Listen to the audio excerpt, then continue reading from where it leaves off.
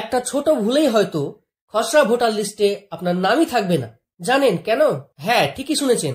SIR form fill আপের সময় যারা এই ভুল করেছে তাদের অনেকেরই নাম বাদ যাবে এবং নোটিশ আসবে হিয়ারিং এর জন্য। কিন্তু প্রশ্ন হলো, ঠিক কোন ভুলের জন্য তাদের নাম থাকবে না লিস্টে? কাদের কাছে নোটিশ যাবে? এই ভিডিওটা শেষ পর্যন্ত দেখুন, কারণ আপনিও একই ভুল করেছেন কিনা দেখে নিন। এখন আমরা সেই ভুলগুলো একে একে আলোচনা করছি। 1 নম্বর, SIR ফর্ম জমা না করা। আপনি যদি যে এনুমারেশন ফর্ম এসেছেন সেটা জমা না দেন বা জমা না করেন বা ফর্ম ফিল আপ না করেন। 2 নম্বর, SIR ফর্মে যদি 2002 সালের রোলে সঠিক আত্মীয়ের নাম না দেওয়া, অর্থাৎ SIR ফর্ম ফিল আপের সময় যদি 2002 সালে যার নাম SIR রোলে ছিল সেই কোনো ব্যক্তি আপনি নিজে কিংবা আপনার কোনো আত্মীয়, পিতা মাতা বা দাদু দাদির নাম না দেন, তাহলে আপনার নাম আসবে না।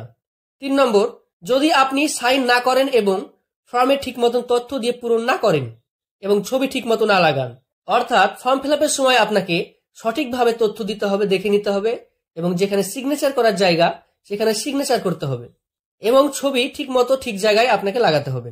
4 নম্বর, ভোটার কার্ডের তথ্য ব্যতীত নতুনভাবে তথ্য অ্যাড করলে বা তথ্য না মিললে নোটিশ আসতে পারে।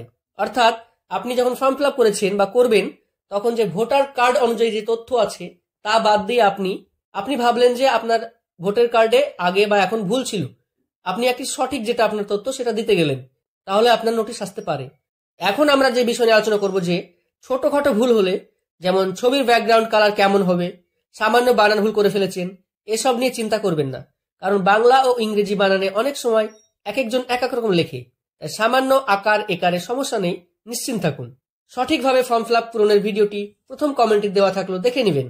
এই ধরনের সরকারি তথ্য ও বিভিন্ন প্রকল্পের খবরের আপডেট নিয়মিত পেতে চ্যানেলটি সাবস্ক্রাইব করুন। ধন্যবাদ।